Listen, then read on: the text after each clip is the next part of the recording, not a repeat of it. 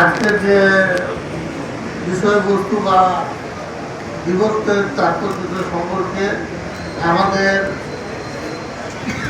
ইতিমধ্যে যারা বক্তা ছিলেন তারা প্রায় সব কিছুই বলেছেন।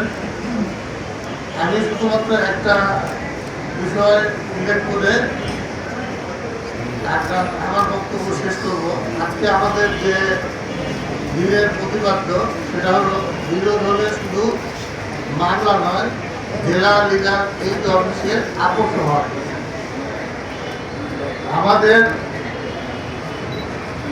আমরা শুধু লিগাল এইড অফিস আমাদের আজকের যে বিলের তাৎপর্য শুধুমাত্র আপনার দরিদ্র বা অসহায় জনসাধারণের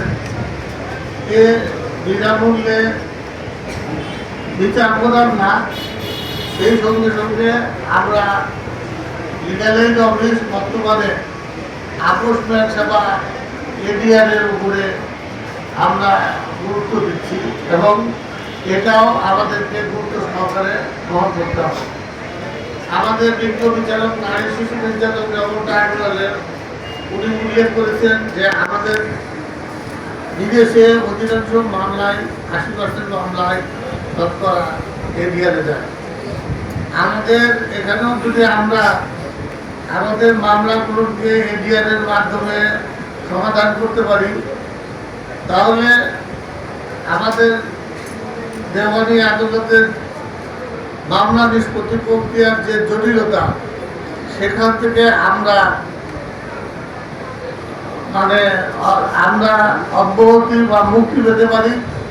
একই সাথে দেওয়ানি আদালত প্রতিদ্বন্দ্বিতাপূর্ণ হলে পরস্পরের মধ্যে যে আপনার প্রতিদ্বন্দ্বী মনোভাব বা মনের ভিতরে যে রেষারেষি থাকে, শত্রুতা থাকে, সেটা দূরীভূত করে একটা শান্তিপূর্ণ সমাজ সৃষ্টি করতে এই এডিআর বিশাল ভূমিকা পালন করতে পারে।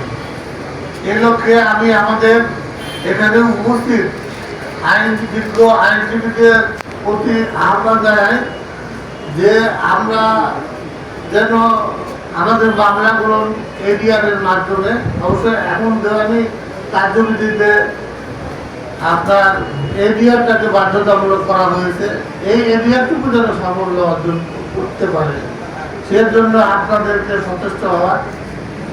আর একই সাথে আরেকটা আপনার লিগাল এইড অফিসে আরেকটা কাজও যুক্ত হয়েছে, সেটা হলো প্রি কেস মামলা দায়েরের পূর্বে মামলা সংক্রান্ত একটা আলোচনার মাধ্যমে একটা বিচারপ্রার্থীরা আমরা প্রচার করি মানুষগুলিকে এই আইন সহায়তা পাওয়ার জন্য সকলে সহযোগিতা করি।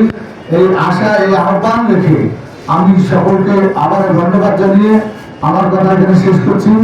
খোদা হাফেজ। জাতীয় আইন সহায়তা দিবস জিন্দাবাদ। মাননীয় জেলা জজ সাহেব জিন্দাবাদ।